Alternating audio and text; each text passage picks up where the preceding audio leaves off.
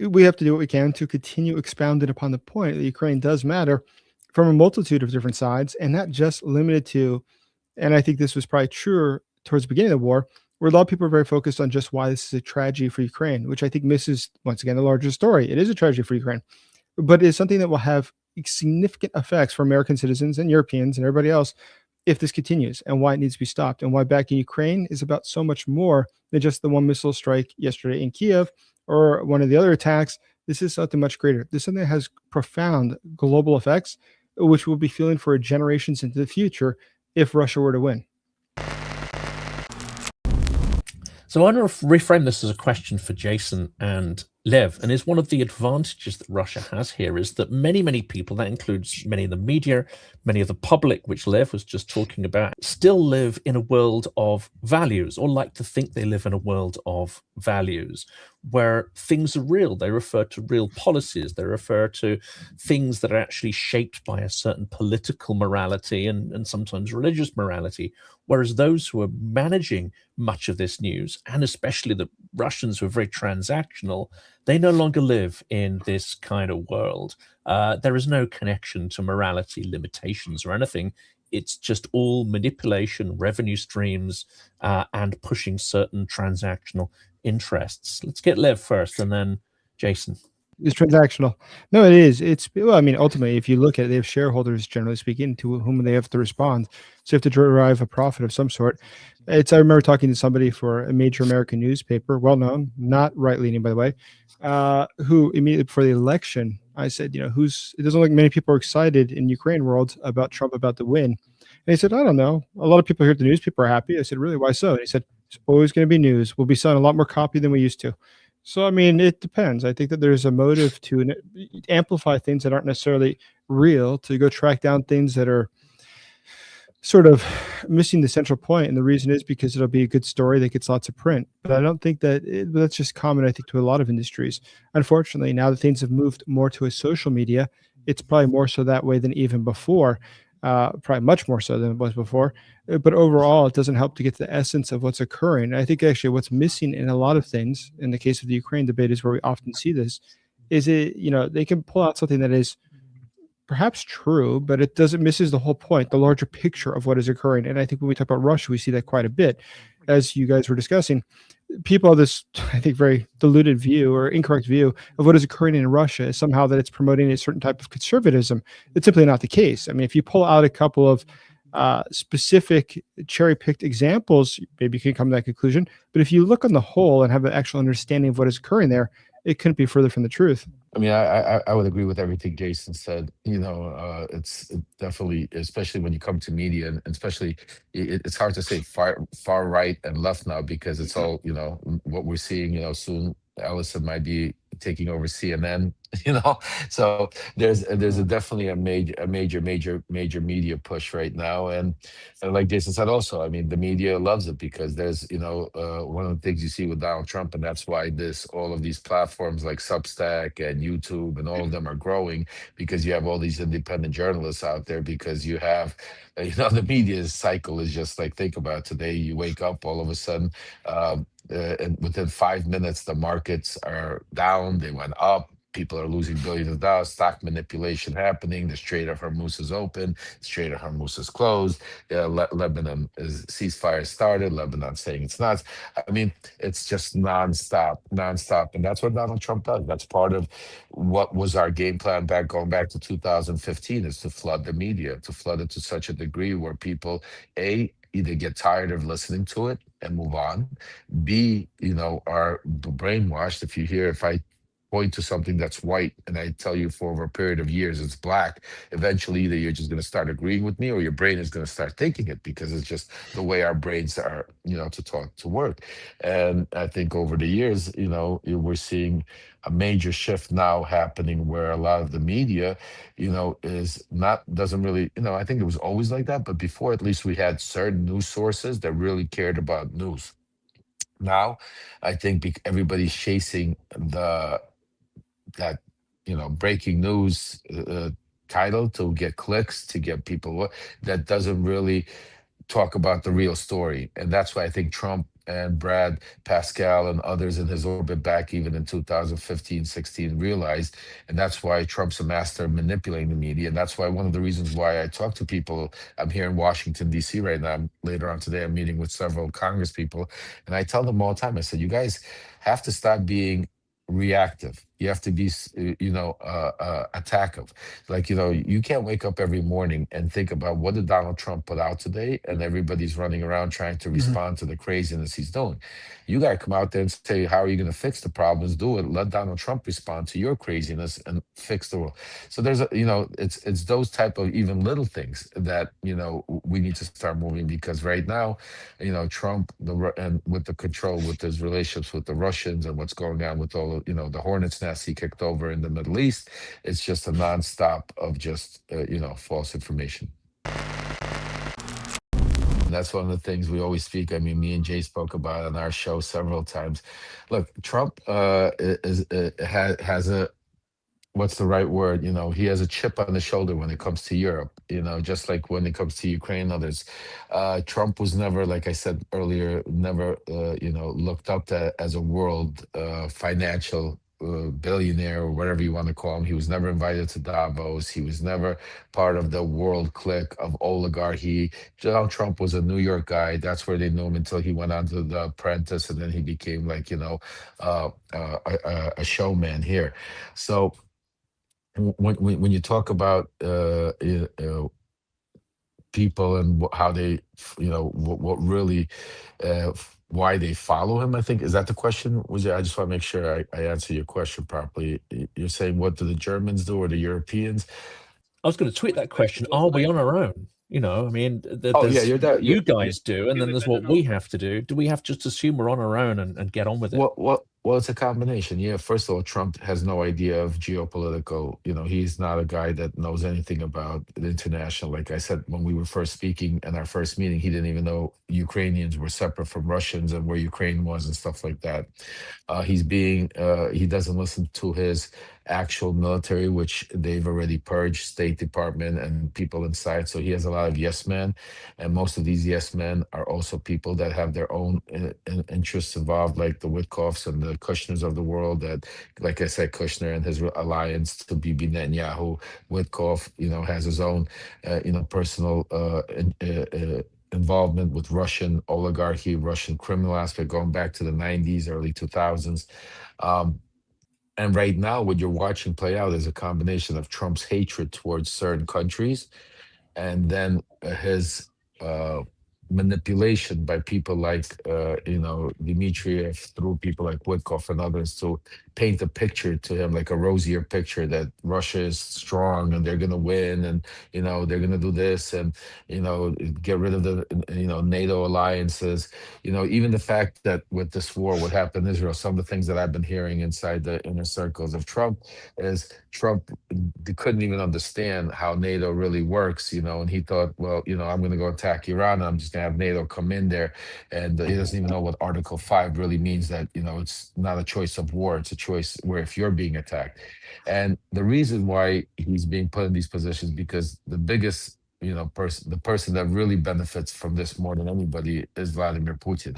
From the destruction of NATO, from the destruction to making sure all this Iran fight's going on, because right now, as I'm hearing, there's more conversation about. Does it mean that it's his plan, or is he just the beneficiary, or is it his plan? He's a beneficiary. The plan is always Putin. Putin's the mastermind behind this. He's the beneficiary because he's being given, these golden items, like, we'll give you this oil contract, or we'll partner up with this, because you have to understand, in broad daylight, once this all of a sudden, between Jared Kushner, Don Jr., Eric, Trump, and their little leader, Steven Witkoff, who's, what's his name? Witkoff's son, is Zach Witkoff. I'm sorry, Steve Witkoff's son, Zach Witkoff. I mean, they are taking billions and billions and billions and billions of dollars in that, from, oil deals to military deals. I mean, right now you got the Trump kids that are now building 10,000 drones a day. Does that look like that's a war that's about to end if the family's getting into? So there's a lot of things, and I know Jay could talk to a lot more of this stuff to you, because there's nobody that knows internally inside of Russia what's going on better than Jason Smart. So Jason, I would love to hear a little more expanded of your views on the media environment and on the media coverage, because it is a topic that really we don't talk about a lot because there's so much news to cover. But who covers the news but media? And you are interacting with it both as kind of an independent journalist and also interacting with different media organizations. What is your experience with that? Well, I think it would depend on the topic matter. But in general, I agree with what Philip said. Is I don't think it's the journalists that are generally the problem. It's the corporate interests that are associated with it. The fact is, at the end of the day, it's selling a product. And so there's an interest to make sure that you get out a product that will get as much attention as possible. There was a book that came out probably 20 years ago. God, more than that probably. And it was analyzing actually how the media had shifted the United States since the 1980s. And it was looking at the increase of rage being behind stories. Everything's outrageous. Everything's just atrocious. And it has to always have a sentiment to that. And it does actually correlate very well to how much media was then able to make profit from it. So if you don't have a story that has staying power, there's an emotional staying power to it, it's not going to be able to generate revenue as well for the channel in the long term. So you have to routinely find something to be outrageous. And I mean, this is a stupid example about 20 years ago, but you might recall there was a mini scandal in the US with Barack Obama wearing a tan suit or not wearing a flag pin and these sorts of absurd little trinkets, complete non-issues in the global scheme of what's occurring. But why would that be a top news story? I mean, in what planet is that really of any value or significance? It's not. But you have to find something. And so it's this quest to find something that will check off the box for a day to be a story. And then the fact that that became a story of a story that people said that, but this isn't really rage, brought more attention back to the newspaper and got more clicks. So it all works actually to one's benefit if you're trying to figure out how to make your channel get more attention. So unfortunately, I think that a lot of the news today is driven by that. Now, in the case of Ukraine, or in the case of any sort of story like Ukraine, I think in Ukraine, though I could speak to more knowledgeably, we see that there's a decrease of stories about things like the attacks that happened. Like last night in Kyiv was a significant attack, as you all saw. The city was covered in black smoke, and that was because of what was going on. Now, is there still an interest in that, though? Is there still high demand? Do people still click it? Or has that already reached the point of critical mass where no longer are people shocked by it or offended by it? They just think that's what happens in Ukraine, and they don't really give more value to it. And so finding the unique angles is another aspect. But that goes back to journalism. But at the point of corporate side, I think the corporate side would say, well, it's just Ukraine's not an issue anymore. It's not a top issue anymore. It's not something that people care about anymore. It gets pushed to the side. And that's why I think it is quite strategically wise to click articles on Ukraine and read them. But in general, to express through what you're doing publicly that Ukraine does matter. Because if there is a demand in the marketplace, even those who might not really care one way or another, they'll be forced to see it more often, which gives a perception that it's a larger issue. Even if you see it passively, when you're flipping through the headlines, you see it's continually an ongoing issue. And that's positive. That's not completely dismissed or lost, as is often the case with important stories. But for Kyiv or for Ukraine today, unfortunately, it is sort of surprising how much of the news it does get changed or manipulated by the fact that the president chooses to tweet something that completely distracts from what the debate's actually about. I look in the case of negotiations. We've seen that Ukraine is obviously entering them in good faith. Ukraine has done everything it can to show that it's interested in debate, ending this war. It sends truly a A-level team to all the negotiations. Russia, on the other hand, sends propagandists like Medinsky. It sends people that are not serious, that are not well known. They're not diplomats. They're not people who can effectively make any decisions. But it's really picked up. The president acts like there's serious discussions going on, and he's doing his best to empower them. But the fact is, nothing's going to come to them. I mean, even the people the Russians send. I'm sorry, it's going on to a side note, but if you look at who the Russian debate team, I keep saying debate team, the negotiation team, if you keep looking who they send, they're sending people who not only lack authority to make any decisions, they're sending people who are typically born in Ukraine, who are Russian citizens, so that the Russians can essentially tell the Ukrainians and show the Ukrainians that they're not taking it seriously, saying, look, here's Ukrainians who agree with us. And it's a joke. They're making a farce of the entire thing. But unfortunately, people in the White House don't appreciate the joke. They don't appreciate why the Russians are doing this is to make a farce of the entire episode. And does the public, though, even if that's a story, which I think would be a noteworthy story, to show that they're completely uninterested in trying to end the war, they're not doing what is necessary, the prerequisites, would people in the press or would the public read those articles if they came out? Would they have the comprehension necessary to understand why this is such a obvious sign from the Russians of total disrespect and disregard for the negotiation process? Probably not. But either way, we have to do what we can to continue expounding upon the point that Ukraine does matter from a multitude of different sides, and not just limited to, and I think this was probably truer towards the beginning of the war, where a lot of people are very focused on just why this is a tragedy for Ukraine, which I think misses, once again, the larger story. It is a tragedy for Ukraine, but it is something that will have significant effects for American citizens and Europeans and everybody else if this continues, and why it needs to be stopped, and why backing Ukraine is about so much more than just the one missile strike yesterday in Kyiv or one of the other attacks. This is something much greater. This is something that has profound global effects, which we'll be feeling for generations into the future if Russia were to win. And the press corps is woefully underrepresented here. It is expensive to do foreign news coverage, especially if you're in television or another broadcast, so primarily television. But I mean, like CNN does not have a permanent presence here. None of the big American networks have a permanent presence here. They will, occasionally they will fly in a team for 10 days, 2 weeks, 3 weeks, whatever. Then they get back on their plane and they fly back to London or New York or whatever, wherever. I'm speaking mainly about the English language press corps. Very few people have a permanent presence here. And there's so many problems with that, aside from the fact that you're not hearing from people on the ground here, but those journalists are not getting the depth of what is happening here, because you can't just fly in for a few weeks and fly out. Whereas there are legacy offices, say in Moscow, so you will hear Russian war stories, but from that side of the equation. So one of the things that's been most disturbing for me as a former, professional, whatever you want to call it, mainstream media, television guy, is the fact that they're not here. They're just simply not here. It falls to podcasters, and print can be done on a relatively cheap budget, so there are print guys here.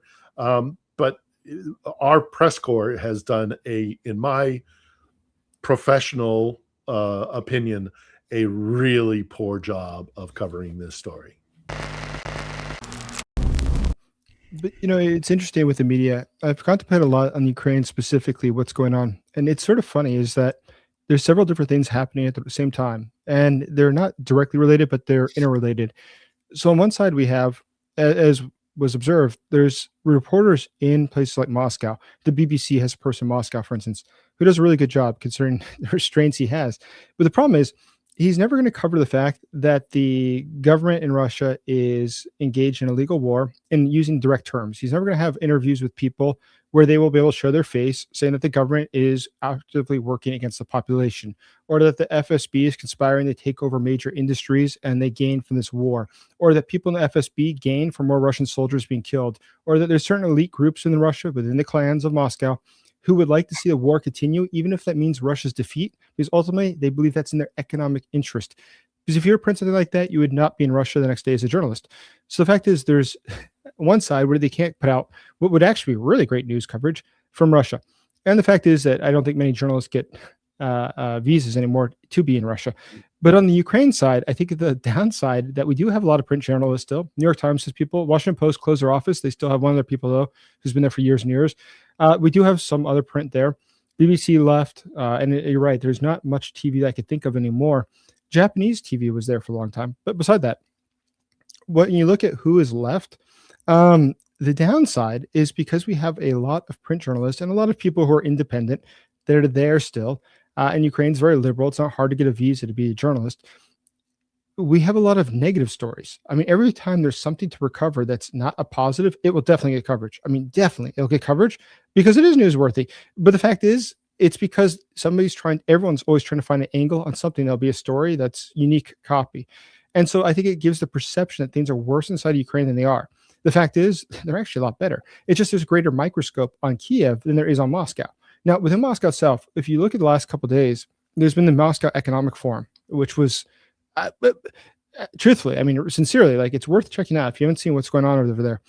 Putin spoke at it, and yet what they're saying is how dire the situation is. The wheels are truly coming off the bus. It is amazing to hear the most famous economists in their country, one after another, saying the country might not have the risk of going into recession, but it's already probably been in full recession for half a year, but the government doesn't give us accurate numbers, so none of us can really know. And the president's probably making the wrong decisions because everybody lies to him about what's actually happening. The head of the central bank earlier today said, isn't it amazing how everybody's blaming us, the central bank, for having high interest rates due to inflation? And they're saying that's the reason that right now we have economic problems. Well, how is it possible that all of them in December reported to the president that everything's fine? Why has everything changed in 4 months? Or is it fact? It's not the interest rates. It's that the economy is cratering, and we all know that, and none of us are taking action to stop it. But you don't see that anywhere in the press. Now, fortunately, I read Russian. So I'm watching the Russian press. I'm reading the Russian news. I'm like, I can't believe this. This is incredible what's going on over there. This is huge news. This is totally worth covering. But does it get covered? It does not get covered. But if Ukraine, anytime something happens, I mean, the most minor of scandals, it'll get covered.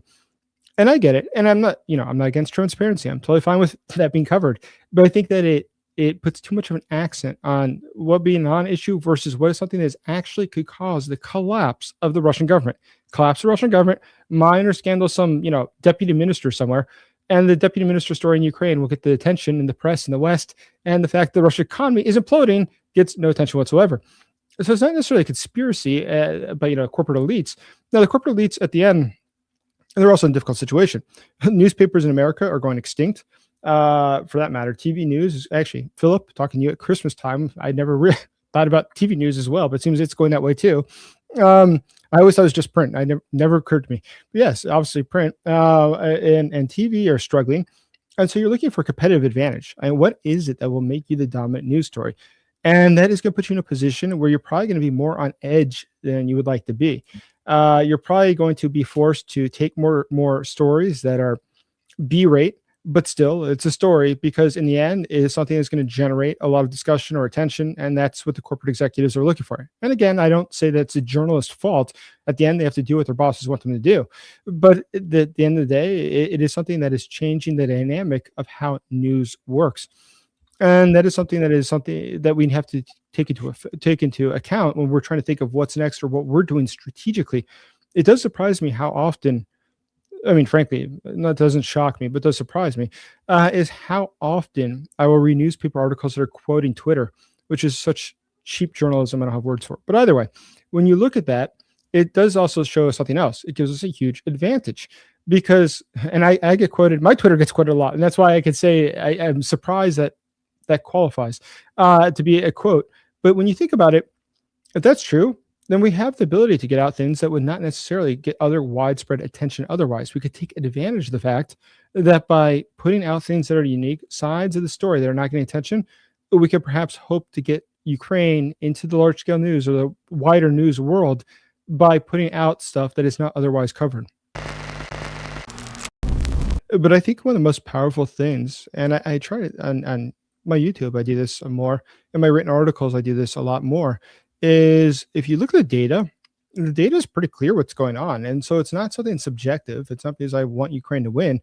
Look at the data points. Since January, Russia, month after month, is taking about half the amount of territory that it was before. At this point, it's going to take, this month, it's going to be less than 50 square kilometers. It's a very small territory. The cost of how much lives that cost for the Russians is 556% increase since January per square kilometer. 556%. The amount of equipment it takes is 7.1 to 9.1 times more than what it was just 2 months ago, 2.5 months ago. So when you look at it, you say that's a huge increase. How does the government deal with that? Well, they can't, because if you look at the data of what they're able to produce, they're not able to produce enough. And if you look at the economic data, This is going to get very complicated fast. The fascinating part is for Russia to continue financing this war, they're taking out huge loans. They have a budget deficit already. Their total annual deficit, they blew through it in the course of the first 3 months of the year. At this point, they're 11% above that, 11.3% above that, as I recall. What's incredible? They're taking loans from the major banks in Russia to pay for the war. The problem with that is if you take out, let's say, $1 billion from a bank, I'm just making a number, and you go out and buy tanks with that. That works because the bank says, well, you'll pay us back with interest and we'll make a ton of money on this. The problem is they have no ability to pay back the banks. Already, the banks have a lack of liquidity. This is leading to something that could become the cascading collapse of banks within Russia. Because think about it. If you make a tank and you send it off to war in Ukraine and it gets destroyed, that's not like you bought a car to go, for work purposes. When you finish using it, you sell it to somebody else and make cash back, and then he delivers pizza with the car, and then that contributes to the economy. No, a tank goes to Ukraine, it gets destroyed. That means all that money, the millions of dollars, just went up in smoke and it's gone forever. Russia will not be able to pay back. And when the banks start collapsing, then you'll start to see regime change. The situation in Russia is incredibly complex. It's getting worse by the day. And if people just understood the numbers, they'd see why Ukraine is not the question if it can win. It will win. We just have to increase the pressure at this point on Russia. They fight for months over little towns like Chasiv Yar and Pokrovsk, and they lose tens of thousands of men and billions of dollars of infrastructure, and they haven't even gotten to the fortress cities yet. And let's say in a worst case scenario, they are successful in punching through those fortress cities, which are these industrialized cities in the east of the country, for those who don't know. Even if they were able to, at great expenditure, break through and, open up into some of the more defenses that lie now and are being built, all the time by Ukraine, leading up into even larger cities, that's an even larger loss that they're going to take. They do not have it within their means to take the strategic objectives that they need to take. Aside from the other reasons they started this war, they must change the government in Kiev to one that is more friendly to Moscow, and they must take Odessa so that they can regain control of the western bank of the Black Sea, because that's their ability to exert naval power. And so much of this has been about that, and they just can't do it. I have seen the defenses. I have covered over a dozen wars and conflicts. Unless they have some ace up their sleeve or some massive influx of money, which the lifting of sanctions as it is now because of the crisis in the Gulf is not going to do, and it's also not going to come online in time. The Russians are going to lose this war. I am very, very, loss is a difficult term to define perhaps, but they will not be successful in getting the strategic aims that they started this war with. And ergo, I think the world should prepare for a post-Putin Russia. I think the world should start preparing for a Russia that has lost its identity as empire and will have to finally look in the mirror and decide what it is if it isn't an empire. So Jason is absolutely right. This is a hugely strategically important war. I wish there were more coverage of it that was done with proper intent so that we can inform our populace and let them actually know what's going on here. And the last thing I'll say before I leave is, Jason, we still need to get you in the studio sometime. Look, Jason, what do you think will happen to Russia once it collapses? How many countries will Russia break into? I think that's a really kind of a, because we discussed how in all the countries, people are being warned, like, God forbid Russia breaks up, it's going to be worse. But let's talk about good things. What if it breaks up? Then what could be the wonder? Why is this better? It depends on how it collapses and what we mean by collapse. There's a few different scenarios, so I think that it all depends on that. So let's imagine, though, the primary scenario, which is that, which seems probably I think the most probable is, and I've said since probably a month after the war started, how this is likely to end the war is that there will be significant financial event within Russia that causes a significant political event. which thereafter leads to a change of power. So if that were to happen, historically, the most dangerous period of time after you take power, you usurp power or seize power, is the period immediately thereafter. It's called the post-revolutionary phase, because it's during that period that other people say, but who died and made you the king? Why is it that you get to decide everything that's going on? I'm not in favor of that. I didn't vote for you. Or more realistically, in the case of Russia, other clans would wish to take power themselves, and they're not going to be satisfied by that. So, which is a good thing for Ukraine, because that means that something like a war in Ukraine that's far away is not going to be your priority. Your priority is going to be putting your resources into preserving your power. The means by which you preserve your power is by having troops in Moscow, not having troops in Ukraine. No matter what, Ukraine ultimately becomes a very tertiary issue, because your first and foremost priority has to be protecting yourself. Now, undoubtedly, whoever takes power is going to have to liquidate some of the other clans to prevent having future run-ins, future challenges for their power. And that's when things get really interesting. But either way, what's a very important fact to note is that, look at Siberia as an example, because I just saw the comment. Siberia is an interesting question. Siberia, we have to understand a few different things. Is that first and foremost, there are private military companies in Russia which are quite large. Some of them are owned by things like Gazprom. Those private military companies are there for only one reason, which is to protect oligarchical interest and the assets that they have, should anybody try to seize those assets. So that's really important. But the other thing that's really important to notice is areas that would be most ripe for succession movements, such as Chechnya. Chechnya has got a different sort of situation, though. Kadyrov, the amount of troops he's built up over the past 2 years is pretty incredible. I'm going to say the number of Chechen troops has doubled. But more incredible than that, look at the mortality rate or the fatality rate for the Chechen troops versus others. It's the lowest in the country next to Moscow during the course of war in Ukraine. Now, why is that? It's because they're choosing to keep them alive, to not send them to war. We call them TikTok soldiers. But the reason for that is not that they don't want to die in the war, but also because Kadyrov understands that he must preserve the forces he has to make sure that he can preserve his own power, no matter what happens in Chechnya, but also so they have people there for any sort of unrest that builds up in the Caucasus. So what does that mean in the long term? Who breaks away and what happens? I think that the future of Siberia is going to be heavily dependent on what happens, who takes power, and what that does to oil and gas that are there. I mean, obviously, if Siberia was its own country with the amount of oil and gas that it has, yes, it'd be as rich as Dubai. But the fact is that the money is all taken to Moscow. But do the people there have actual agency to decide that? Could they actually break away?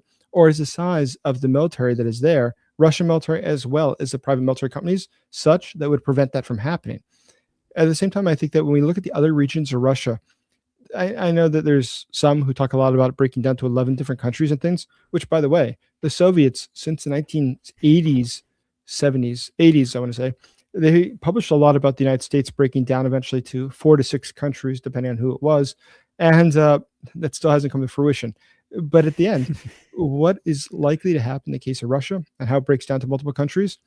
I think the most probable outcome would be that it could definitely go the direction of fiefdomnism, where essentially you have somebody who sees a control. They have enough of the military or sizable enough that they can try to keep away the other part of the country and to keep those assets. But realistically, it'll be very challenging for them to do. I think most likely it would be a scenario that if you were to seize Moscow tomorrow, let's imagine Prigozhin had been successful. He was able to take part of the nuclear supply down in Rostov. Then he moved to Moscow and was able to seize power. If you had a split within Russia, I can't imagine somebody saying you can keep the oil and gas. That's okay. I'm pretty sure they tried to turn that into what they did to Chechnya during the first Chechen wars in the 1990s. I'm pretty sure they would just bomb those people and the people living in Siberia into oblivion so they can make sure that they could take the rest of the assets. Because ultimately, without oil and gas, Moscow doesn't function. I mean, there's really no Russia. So without that, there would be significant problems. In all cases, I think that Russia internally is already in a position that from all data that comes out of Russia would indicate that the central part of the country is dying. Look at the death of villages in Russia. Actually, it's fascinating. And by the way, I found out quite literally yesterday, there's entire YouTube channels that just cover central Russia and it dying out. It's a ghost town. It's amazing to see how much the population has dropped off there, economically, how far declined it's become, and how quickly it's worsening there. But as it does so and starts to thin out the population, you should ask, are the people there interested in some sort of autonomous movement? So far, it doesn't look like there would be a strong push for that. Even in a place like Chechnya, which is the one I always think is the most prime for having a movement that would be supportive of that. And obviously there is a Chechen opposition, Ichirya and everything else, I know. But still, what is likely to happen there? Well, let's remember, about 93% of their Chechen budget comes from Moscow. It's not actually derived from the local dividends. So it's not because they raised a lot of money that they have a nice city in Grozny. Grozny, which is built on the ashes of the old Grozny destroyed by the Russian military, is being wholly subsidized by Moscow. So if you imagine what it's going to be like without Moscow paying for everything, then you're going to have dire poverty. And who wants that? So I think that there's a lot of different tricks here that Moscow has in its pocket that can still use, different ace cards, to try to maintain control over the population and of the territory. Actually, additional incentives for territories to leave Russia, because then they'll be out of sanctions. And I think that could be, or at least they can reasonably plausibly argue that they're not part of Russia. The sanctions were against Russia, and they're now something entirely different. So there could be, financial incentives. It's almost like an elderly people filing for divorce. It's just you might be able to tap into some more of the social benefits this way. Not calling anybody out, but I think that if Russia breaks into a number of different countries or states, then there's a good possibility that some of them will become democratic. Some of them could go, and some of them will be more clan-like, and I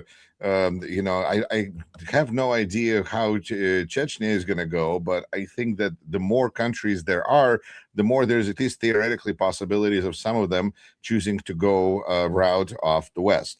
Now, we're also, I think, going to be interesting to see how resources are all pulled in different directions, if those territories truly are able to actually control their own fate and their own resources. I think that is going to reshape territory and relationship with the center dramatically.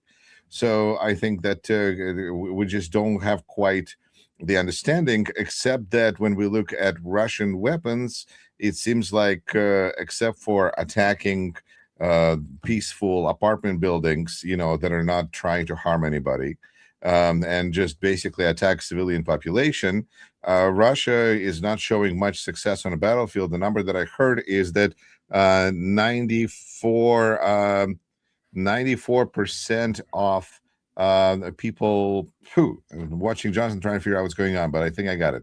But statistic that I heard, Jason, tell me if you heard something otherwise, is that at this point 94% of Russians killed on the battlefield are killed by Ukrainian drones. So so the meat grinder is becoming more automated, and I think that shows that there are ways of dealing with Russia. And when Russia in its incessant threats of nuclear war, I think they would, I think they over time they should warrant less and less respect. Well, the fact is that it's true. Yes, I don't know the exact percentage now. I thought it was in the 80s, but it could be 94%. It changes month over month. Obviously, the number that died due to drones. It's actually sort of amazing when you look at the Russian military bloggers. Just today, I was reading about some of them who were talking about that. They're sort of shocked. They said, we bring in a truck full of troops, and the Ukrainians bring in a truck full of drones, and next thing you know, we don't have any more troops. And that's pretty much the way it works. Russia historically has been able to win in war because it's massive size. I mean, obviously, it's got 140 million people. Compared to its neighbors, Ukraine pre-war, pre-2015, had only about 39 million people in the country. So it was a much larger size. So historically, if there's a war of attrition, that's something that they think would vote in their favor. The key here, and that's what Ukraine is obviously doing today, is to make this not a war of attrition. You need a paradigm shift. The paradigm shift that Ukraine has selected is to make it impossible for Russia to continue waging war in that fashion. In the case of drone warfare, by eliminating their ability to enter into direct combat with the Ukrainian side, hence preserving the Ukrainian troops while destroying the Russian ones and destroying Russian technology, its military equipment. That's something that's quite amazing how Ukraine's done it so efficiently, actually. And it's something that's changing the historic paradigm on which Russia has operated for so long. But Ukraine today is taking it to another level by these attacks in places like Tuapse, we saw just last night. We saw the attacks also in Novorossiysk, in Ufa, and, go through the list. Tons of these different attacks. The St. Petersburg region, Leningrad region, has the oblast around St. Petersburg is called Leningrad region. It has had a drone attack once every 9 hours. A drone, at least, has hit it once every 9 hours on average in the course of the past 3 months. That's amazing. St. Petersburg's 2,000 kilometers. It's like 1,200 miles away. And Ukraine is regularly doing this. Now, why that's so important is that it changes the nature of the war. Russia doesn't have the capacity, given its massive size, 11 time zones, to protect all of that with air defense. It doesn't have the capacity, given its massive size, to be able to secure all of its weak points. Consider the fuel lines. We see those fuel lines that go from Siberia to places like Novorossiysk. They go up to the north in Ust-Luga, Primorsk, and there it's where they put it onto the ships for export. That's 40% of the Russian national budget. Now, if Ukraine can attack their capacity to do that, it means you take away Russia's ability to get cash. Without cash, you can't fight a war. All these things are interconnected. So Ukraine is going for the most strategically wise points of attack. They'll have a systemic break for the entire Russian Federation. That's much more effective than Russia, which is hoping to take, square kilometers on the battlefield. How does the war fundamentally change if Russia tomorrow has an extra 500 square meters of Ukraine? It doesn't. Ultimately, it changes nothing whatsoever. Consider this. Russia today has had over 1,300 casualties in the course of this war. About 1 in 5 was just around the area of Pokrovsk. Now, Pokrovsk is a town that nobody knew existed before this war started. Nobody. And yet, Pokrovsk, you're taking casualties of over 200,000 people to take a town that nobody knew existed. It doesn't sound like you're going to take Kyiv in 3 days. It sounds like you're never going to take Kyiv. And you'll be lucky if you take the next village over, which has most likely already been leveled. So it gives you no strategic advantage. The regions of Donbass that are still not taken, which is why I always harp on this, is it's absurd that some people want to have Ukraine give up Donetsk and Lugansk Oblast. The fact is, the part of Donetsk that is not currently under occupation is extremely strong. Ukraine has not only a foothold there, but the ability to maintain its dominance there for years into the future. According to British intelligence, to take the rest of the oblast would be another 1 million Russian casualties at least. And if that's the case, it becomes a twofold question. Where would they possibly get that many soldiers? They already have a deficit. As of last month, it was 9,000 soldiers per month, the number killed versus the number of new ones they need. But the deficit gets worse as of recent times. As I said, the casualties have increased dramatically. Today, the Russian deficit is becoming truly breaking. The Minister of Defense of Russia said 3 days ago that there is now, quote, a critical situation on the front line due to the lack of both drones and soldiers. But take it one step further. Look what's going on right now with the soldiers. As it's thinning out on the front lines for the Russians, it makes it more probable than ever that Ukraine could have a breakthrough. We saw what happened in Kherson. Small break turned into a very big break, then turned into a break down the line. And at that point, the Ukrainians flooded through. That could definitely happen again. It is definitely not off the table. So overall, when we're looking at the situation, Russia today, the fact that Ukraine is shaping the battlefield, and not by what is actually happening in Donbass, but shaping it what is happening inside of Russia, by making Russia's ability, capacity to wage war change, that is something that will change the outcome of this war. And that's where Ukraine today is using a strategy that Russia doesn't have anything comparable to, nothing comparable to. It's all much more complex for the Russians, and it's getting worse by the day. But Jonathan's back. Mm-hmm. I'm back, and I wanted to bring back to not just the Economic Forum, because this is the first time that I've heard dissent on this scale coming out from the sort of regime-aligned, let's say, academic community. But we're also seeing something also interesting, which is the squeal of pain and dissent coming from the Z Patriot, Z blogger community. So we've got some infamous Russian fascist, one that was interviewed by Ksenia Sobchak. I mean, she seemed to have no problem sitting in the same room as that guy. But there seems to be an acceptance that their goals haven't changed. Their willingness to dominate and raise Ukraine hasn't changed, and to steal anything that's not bolted down. But what seems to have shifted is a common understanding that those goals are no longer achievable. How does that then square if this realization is dawning upon the Z Patriot class, the professional class, etc.? Is this getting through to Putin, or is he still in a bubble of his own making, or is he cornered? Is he cornered like a rat with no other option but to continue? Wouldn't you suppose? I mean, I would suppose, at least, especially given his remarks at the Moscow Economic Forum, that he doesn't understand how bad the situation is. I've heard a lot about Putin over the years, people that used to work with him and so forth. When he started his presidency, this is my analysis of all the people I've spoken to, When he started his presidency, he was more open-minded. He wanted to understand better. They'd meet with economists, as an example, and he'd really sit and try to understand what was going on, to understand why these different things mattered, how it would affect the national economy. And he really made an effort.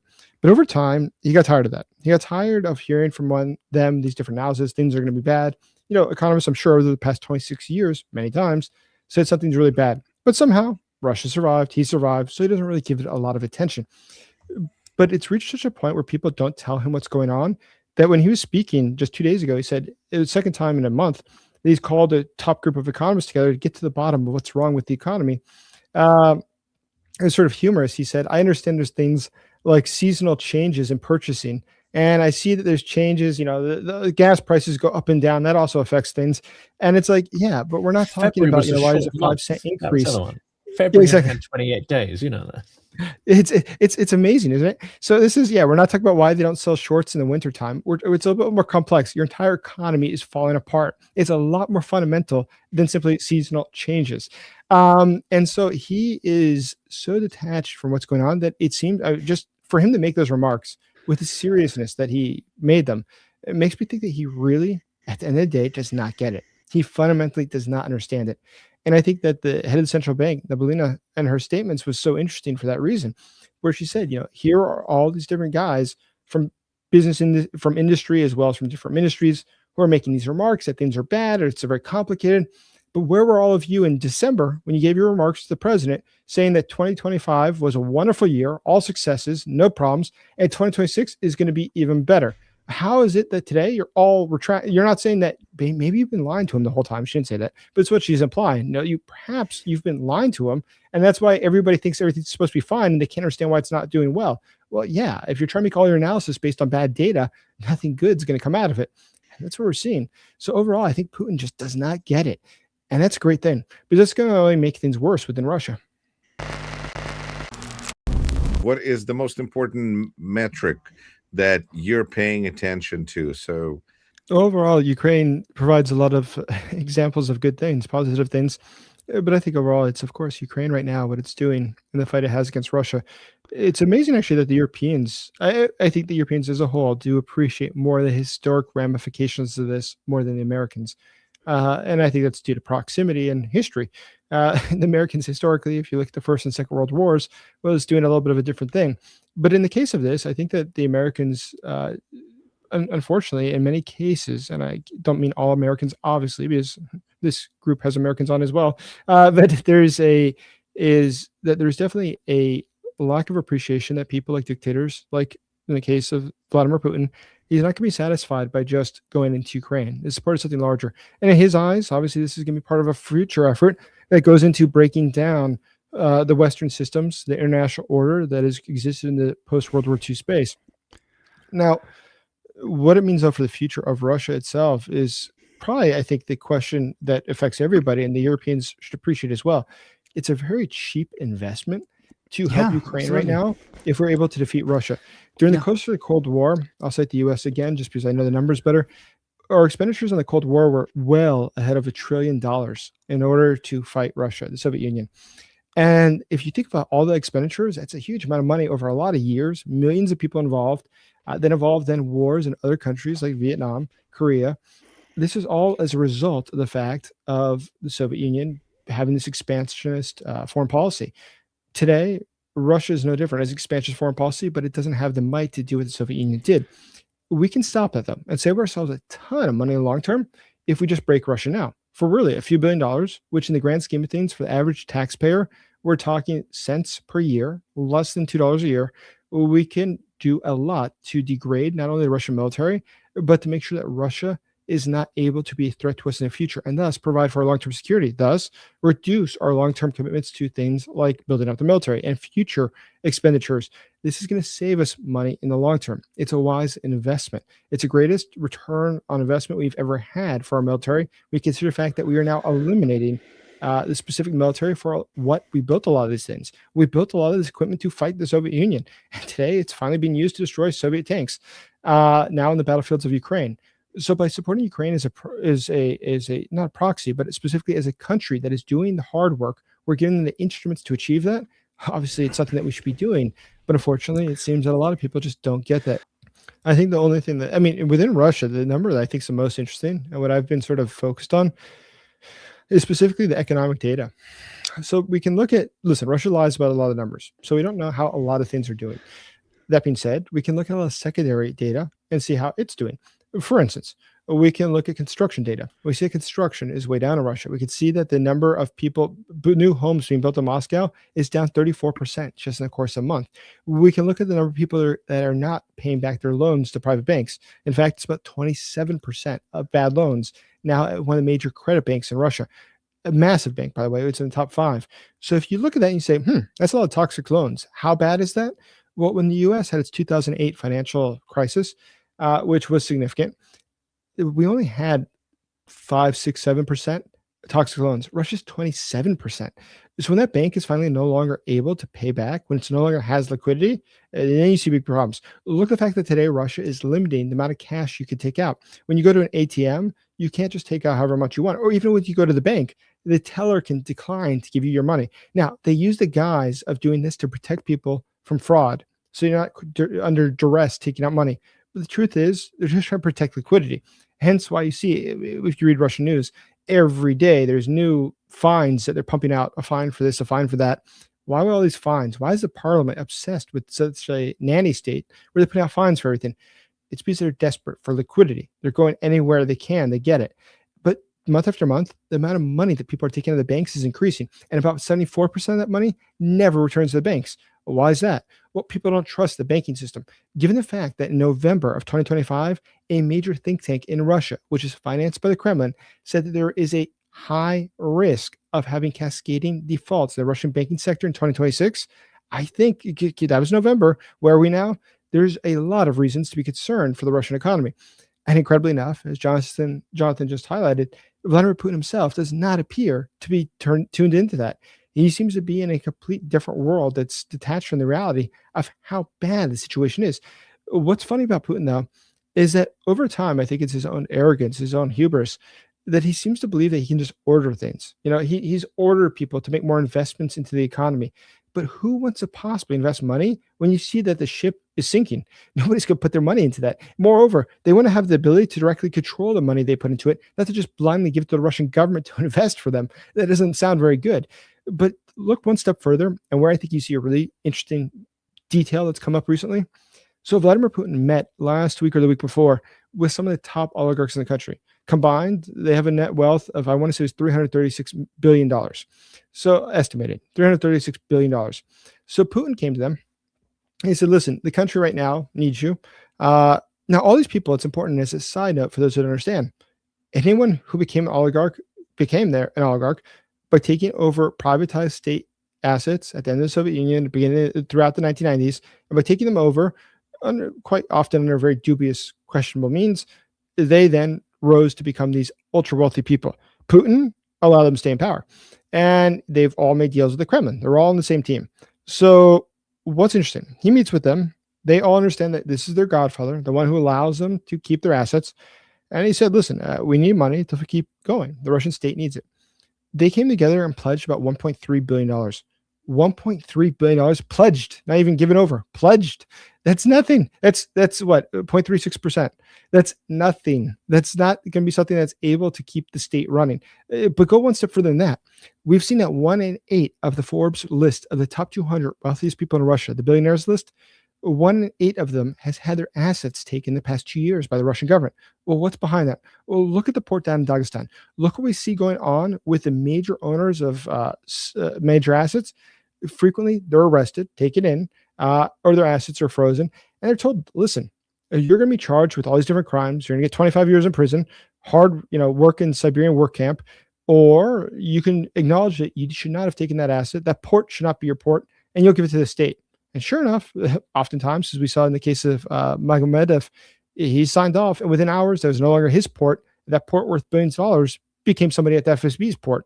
What we're seeing right now is a crisis for resources. The FSB is fighting the military. Well, we've seen that. There's been over 17 generals arrested in the Russian military just in the past couple of years. By comparison, there's more than the number of generals arrested in all the NATO countries combined. In fact, it's substantially more. It's many times more. So when you think about that, you say, well, what's going on? Is it just because there's corruption in the Russian military? Well, think about this. look at the charges that they're brought up on. It's usually related to corruption from 2008, 2010, 2012. That's a long time ago. So why are they just bringing charges now? It's because the FSB for all these years has had files on them, files of their corruption and their potential ability to be used in the future as blackmail, as compromising material against them. And today the FSB is taking them out, not just to shake them down for money, which they are. Look in the case of, I think it was Ivanov, who's the general who's arrested. He's in charge of promotions. Why it's interesting?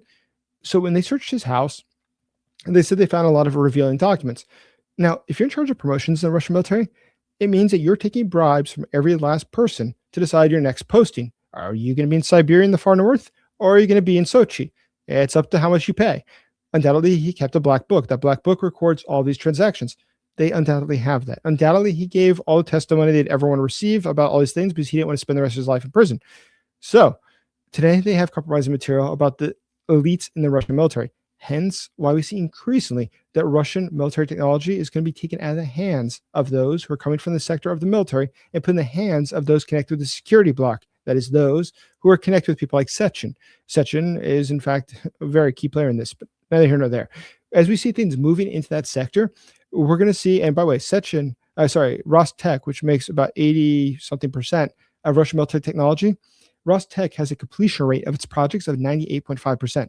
Now, how is it possible that they are completing all their projects while we see so many military contractors in Russia going broke in the middle of a war while they need this equipment? It's because the FSB and others are deciding we're not going to pay them. Screw them. Let them go broke. It's okay. We prefer to have that money go into our pockets or to go into companies that we control. And so they're just simply allowing these major military companies to go default in Russia during the course of war when they need the material. We're seeing a fight over assets within Russia that's absolutely incredible. And I think that's ultimately what's going to drive the future of the country. What do you think, Jonathan? Yeah, one of the stories they did last week was on the degradation of the military transport fleet, the Antonov fleet that originally designed in Kyiv. Now, there's a small problem with keeping their entire infrastructure, and they have a few Tupolovs, but most of it is sort of various iterations of Antonov. There's a couple of problems here. Well, one is they can't manufacture the spare parts because those originally came from Ukraine. They can't create those production lines, one, because it's technically complicated and probably outside of their ability. It's incredibly expensive, but they don't have any of the design plans. They don't have any of the molds. They don't have any of the production lines. And these planes are starting to fall out of the sky. But it talks to, we've got Mr. Greg Terry here. Hello Hi, there. Jason. Hi, Jonathan. Hi, Yuri. Hi Keep talking, Hello, Greg Jonathan. Terry. I will finish that thought, and Please. then we'll do a proper introduction. But like Jason said, rather than putting their hand up straight away and saying, we can't do any of this, they're happy to take all the money. They're happy to spend the money on goodness knows what. It probably goes into people's pockets. And then they fake the documents to say that these transport planes, it's all fine, it's all good, they've all been serviced. And then they start dropping out of the sky, which happened recently. I did that episode. Someone helpfully in the comments pointed out that I'd missed out a key detail, which is it's not just the spare parts, it's also the airframes are now very old. So there's this intrinsic kind of ancientness in a lot of the infrastructure, which you can patch it up only so far. And in this case, they can't even patch it up. But ultimately, things are just going to start failing all over the place. That won't stop people from claiming that they are still, taking money hand over fist to fulfill these maintenance contracts. But the maintenance isn't being done. But it is funny. You mentioned the aircraft. I'm sorry, Greg. I'll get right jump to you. I just want to comment on what he said. You saw last week that they came out with their plan to restore the Antonovs. A lot of them they have that are 70 years old, 80 years old. They were looking to restore those as well, and a lot of more modern ones as well from the 70s and the 80s. By the way, they had to shelve that after just one day of talking about how there's the next big plan. They realized that's going to be really expensive. We probably can't do that. But that's a problem when you have this very antiquated equipment. Look at the artillery that came from North Korea. About 25% of it has to be refurbished before they send it to the front. But even then, Russia's had an increased problem of the number of their own soldiers who are getting blown up by their own artillery because it explodes. It's also not considered always to be stable. So it can just blow up because it's just being moved. There is a lot of bad things that are happening when you're using stuff that is so old and antiquated. For Russia today, the situation is not good. There's nothing to look forward to. And the fact that the military bloggers in Russia today are talking about these problems so much and so clearly, it makes it all more clear that this is not just the pro-Ukraine viewpoint. This is the reality of the situation in Russia today is far worse than what we appreciate. nice to see you. I'll just say this, and then we can go to Yuri, because I've been listening to you guys while I was working on some other stuff, and appreciate the fundraiser, everything happening. There's a lot of good things happening in support of Ukraine. So to everyone out there, Jonathan, thank you for hosting it. I'm glad that I can be here for a part of it. Gertis and I jumped in to help with the Easter Pasanki truck campaign, and so happy. The one I was trying to get to my buddy in Sumi, it's already delivered. I mean, these guys are awesome. So thank you guys for supporting all of these fundraisers. We appreciate it. I will just say this, listening to you guys before I even came on, it was the hope that the war of attrition would wear Ukraine out and would break their resolve. But the war of attrition now has actually reversed and is having a different effect, where the attrition is actually wearing down Russia. And that's what we're seeing. And today, I just dropped out a video this morning where we had Andrei Sabiga speaking today and stating that we're expecting more of these large-scale attacks, about 7 times a month. Then there was a second statement coming out of European leaders. It looks like this war could move on for a year, 2, maybe to 2030. And then I summarized that to say this: Zelensky popped up in Lviv, and just a few moments ago, I just translated him. He said, you know, thankful for all of our partners. We finished a great tour, meeting friends, partners, raising support. But the bottom line is, we've got to work with our friends to create our own air defense industrial military complex that we can rely on. We're not reliant upon supplies from other places, because the world is unstable, and we need to know that we can depend completely on the supply, and that will ensure security for Ukraine for decades. But he made one other little statement. He says the most important thing here is to show Russia that Ukraine is not weak, that the attrition is not affecting us in the capacity or the same way that it's affecting you. So I think this is a lot of what you guys have been talking about, just a little bit different look on. So as the war goes on, I think it's obvious to see. A blind man can see it.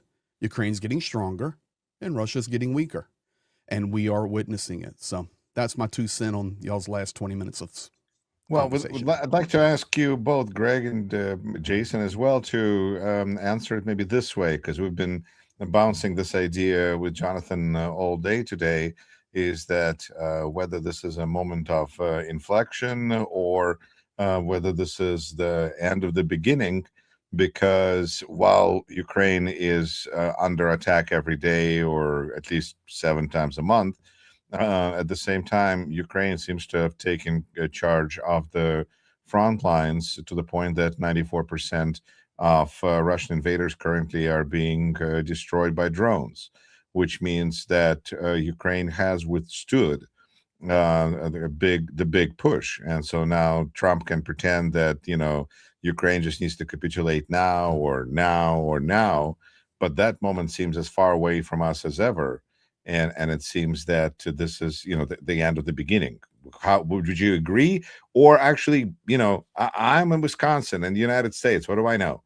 You know, gentlemen, what are your thoughts? First of all, the front lines changed completely. You now have a 50 to 100 kilometer kill zone. You can't call it a 0 line anymore.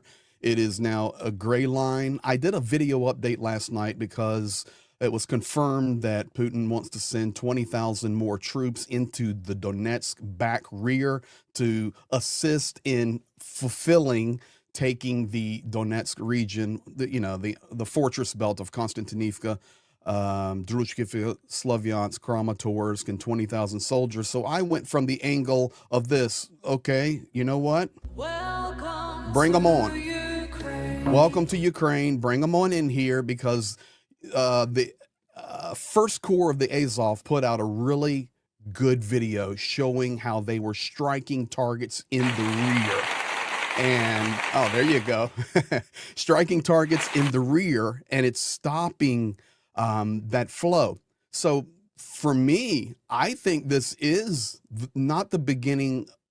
If you want to call it the beginning of the end, Yuri, that's fine. But I think it's the acceptance of reality. And the reality is, this is not the same war as it was in 2022. And it's completely different. Ukraine has locked down that front line. Of course, there will be gray line movements, but it's impossible to function without drones now and technology. I remember early in the war when we were making our first aid runs in 2022, we literally would drive 1 kilometer from the zero and walk to the zero. Literally, Sumy region, walk.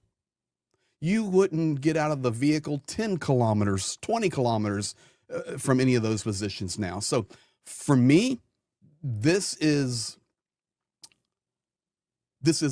transition to the point. I think this is the fairest way I can say it, that there is absolutely no chance of Ukraine capitulating or, surrendering to any foreign powers, whether it's Washington, D.C., Europe, anybody, because every day their resolve gets stronger, and that window of opportunity closed.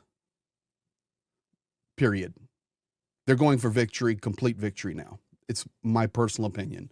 Talking to my friends, soldier buddies, people that have given their lives. That's where I'm at. What this suggests, then, this is one for you and Jason, is that what we're going to see is increasing pressure coming from the Trump administration, from Hegseth, Eldridge Colby, and others, to try to force Ukraine to capitulate. We might even see pressure to have an unconditional ceasefire at this point. If Putin were to realize the state he's in, then we may start seeing pressure for not just capitulation, which is going to be ignored, of course, not just hand over the Donbass, which is where they are at the moment, but actually pressure for, let's just stop the guns. Let's just stop the guns. What do you think, Ukraine? I mean, that then would put Ukraine, I think, in a very difficult spot vis-a-vis not just the US, which is trying to be coercive, but European allies who are also pretty damn timid, actually, as well, and may well say, okay, well, this is what we wanted. Right, let's just end it here, which is maybe not the best outcome for Ukraine. Victory is the outcome that's required there, and a fundamental defeat of Russia. But over to you guys.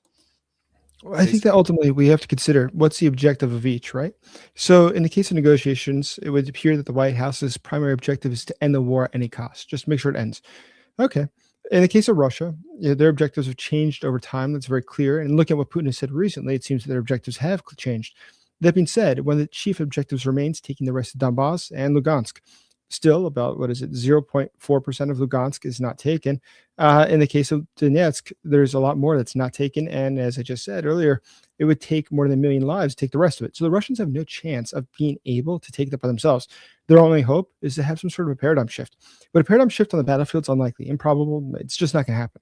What they can hope for is that the United States puts undue duress and pressure on Ukraine to give up territory that Russia for itself could not otherwise take.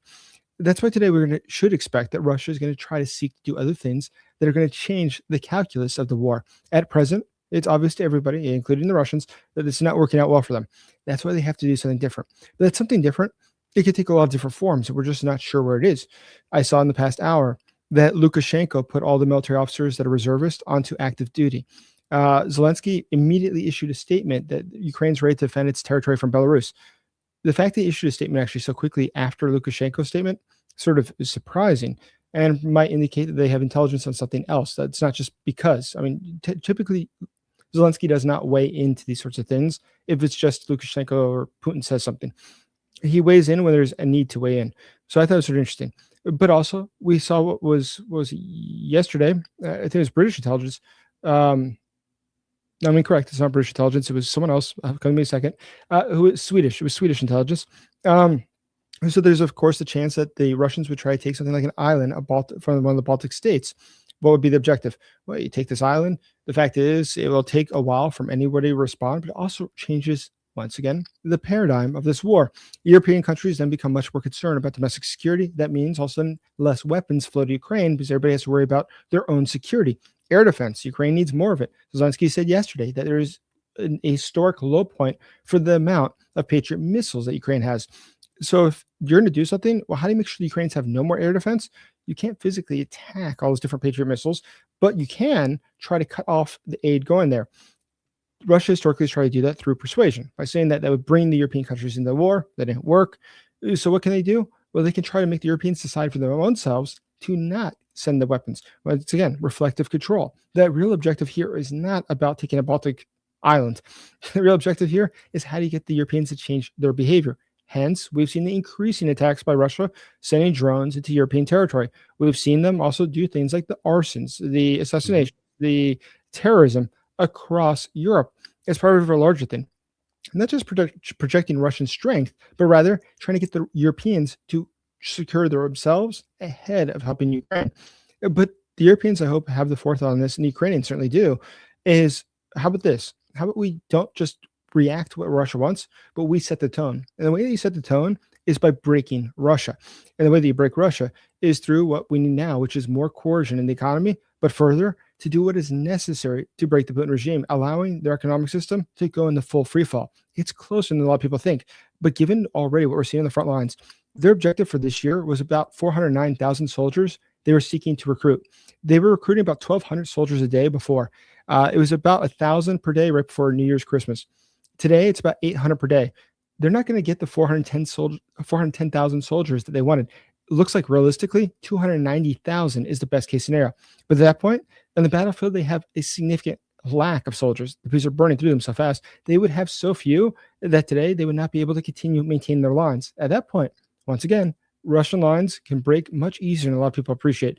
Another benefit of the drone warfare is that Ukraine isn't just attacking the Russians' positions and not just attacking the drones that are incoming from the Russian side. They're also doing a lot of spying. They're making sure that they can see what is going on the Russian side, where those weaknesses are, and how to make them worse. Notice that Ukraine over the past month has had increased numbers of attacks on air defense units in Lugansk as well as in Donetsk, but also they're attacking ones in Bryansk. They're also attacking ones in Crimea. It's to keep the Russians always concerned to where the next attack will come, and they're positioning themselves to be able to move in any direction. The Russians don't have the capacity to respond to that many different shifts at one time.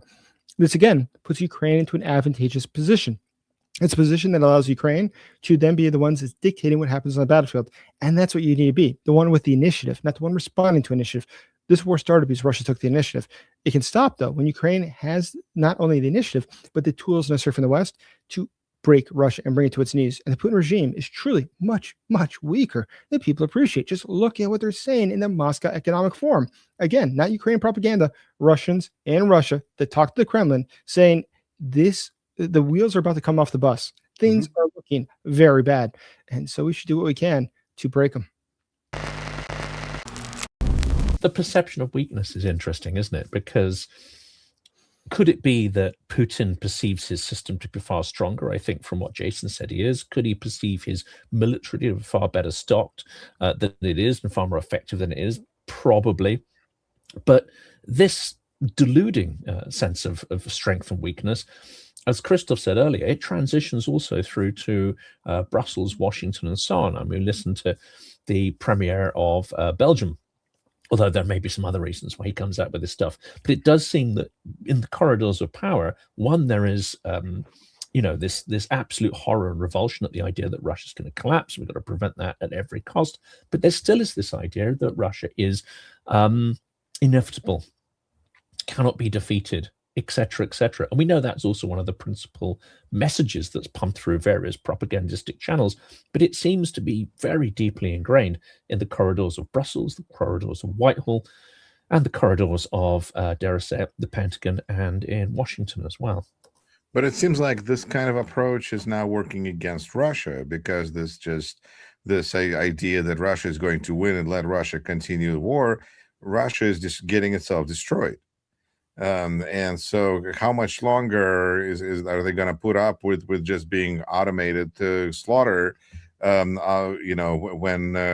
everybody else is willing, like Trump said, well, I guess they just need to, two kids in the park need to fight it out until they're ready to settle. Well, this is looking worse and worse for Russia, I feel. Well, it is sort of absurd when you hear that, isn't it? But I think it shows the total disconnect between what's going on. It's profound. Yeah. Okay. It's terrible to watch the U.S. president's response at times, because it just shows total ignorance as to what's occurring and why it's occurring and how it's occurring. But important here is the fact that there is far too much of us. And it goes back to the Soviet Union. By the way, it's not the first time this happened. In the Soviet Union, there's a lot of people who do not want to see it break apart. They're worried what would happen next. You remember, actually, the 1990s were a very illustrative period of time. We saw at Bush, he didn't want to see, Ukraine be really separate from Russia. We had Margaret Thatcher didn't want to see Eastern Western Germany get reunited because that could only work out badly. There was a lot of concerns, and it's sort of funny. Like in the end, well, it turns out you're wrong. History does change. There are a lot of things that repeat. Russia's inherently imperialistic. That is true. That is what their history shows us.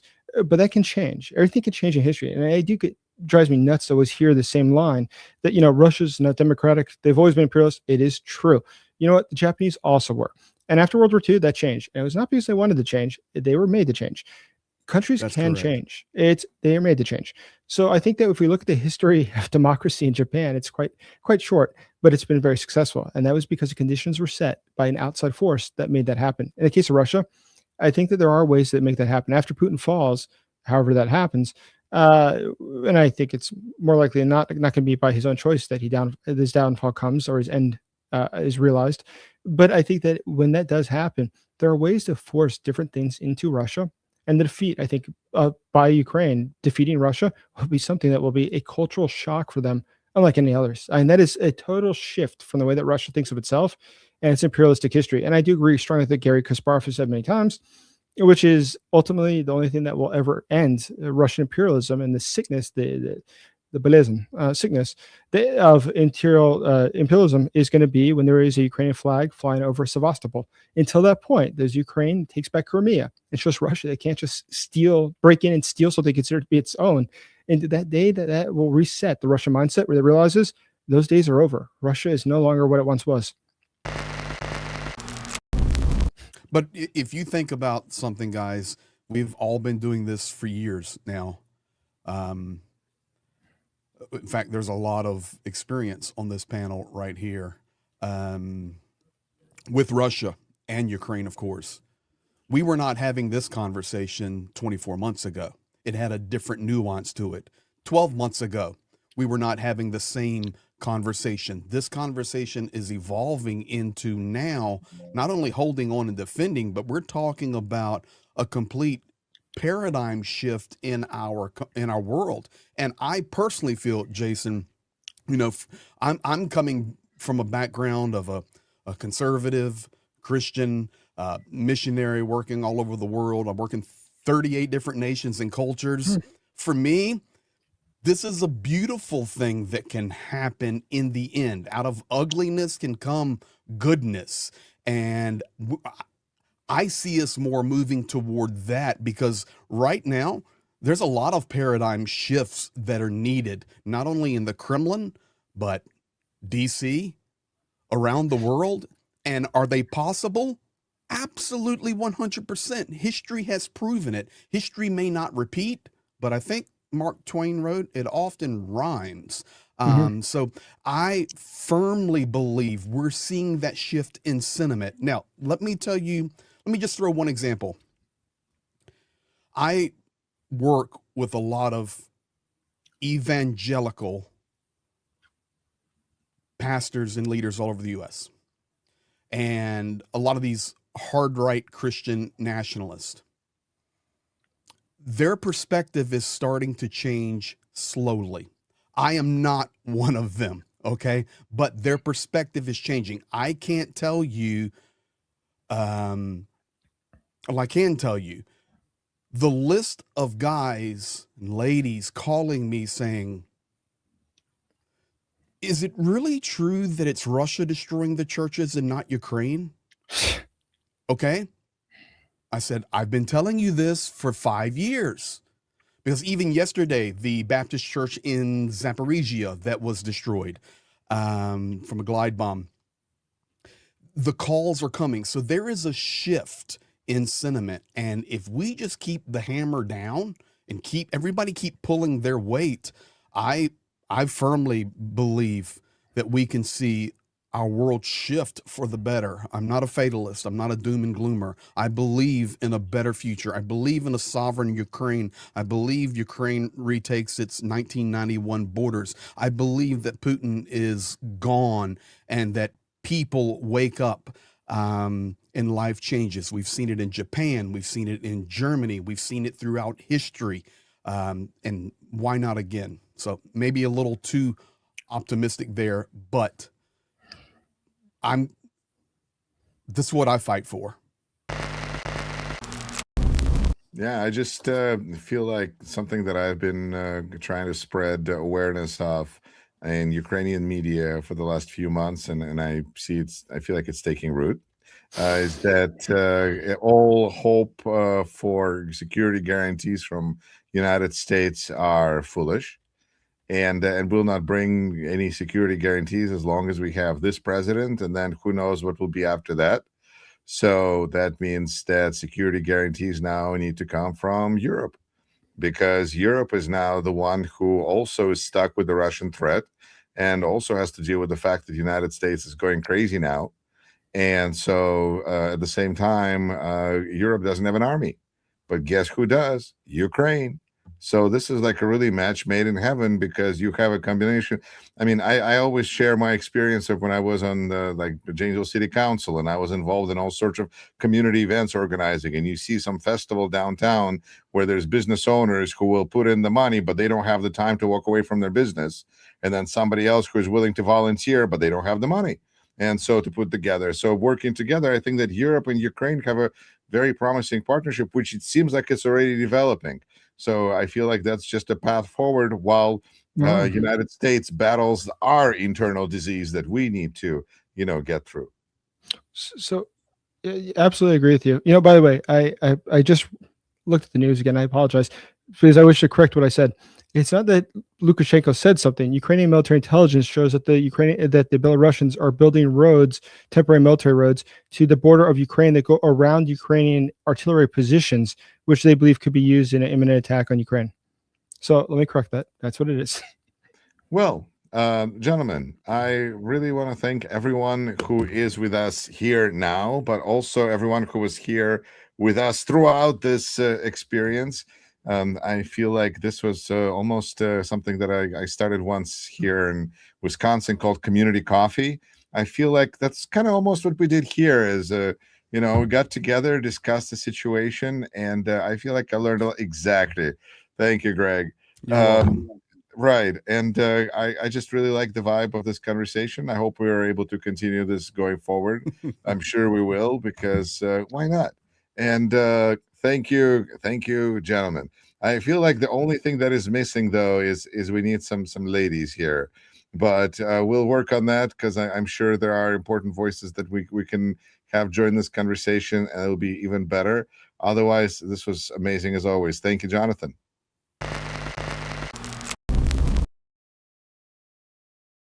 Khartiia is a Ukrainian corps operating around Kupiansk, which is a critical area of the front. Now, this campaign won't be for everybody. It is a kinetic campaign in that we are crowdsourcing here for funds to buy vampire drones, 15 in fact. 5 of those have already been achieved in this campaign, but we are looking to scale this up to get the full amount of $40,000 US. That's going to Dzyga's Paw that are handling this. This is an incredibly important campaign. There are many creators who are taking part in this. My view is that it's not enough at this point just to help Ukraine to survive. It's not enough just to invest in humanitarian causes. Not everyone's going to be comfortable with this, but they have to remove the invaders from their lands. To do that, they need the skills, the munitions, the weaponry to achieve that. This is where these vampire drones come in. So please, this isn't a full polished promo. I'm still working on that, but the campaign launches today. Please do check it out, and of course help in any way that you can.